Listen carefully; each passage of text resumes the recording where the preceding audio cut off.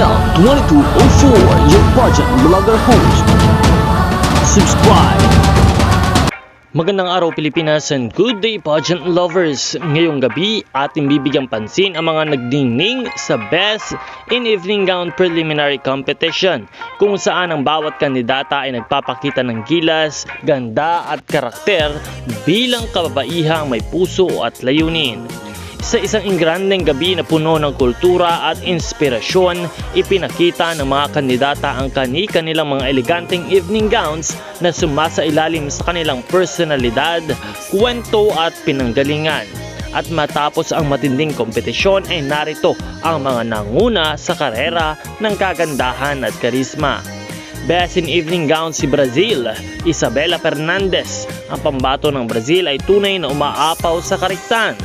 First runner-up naman si Miss Philippines, Anita Rose Gomez. At muli na namang pinatunayan ng ating Filipina beauty ay kakaiba.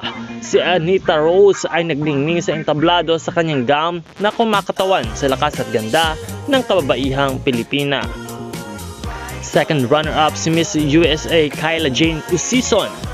Ang representante ng USA ay nagbigay ng matinding karisma at presence sa entablado.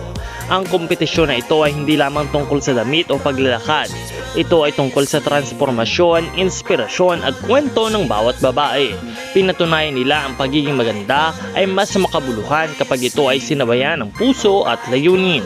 Isang malaking pagbati sa ating mga nagwagi para sa ating Best in Gown Brazil, Miss Philippines para sa first runner-up, and second runner-up USA. Tunghayan pa natin ang kanilang paglalakbay sa Miss Asia Pacific International at hanggang sa finals, kung saan ang corona ay mapupunta sa babaeng tunay na nag-aalab ang kwento ng Her Story Ablaze. Isang kwento ng lakas, kagandahan at inspirasyon. This is Snell2204. Huwag kalimutan na mag-like, share at subscribe para sa mas marami pang pageant updates. Maraming salamat sa iyong panonood.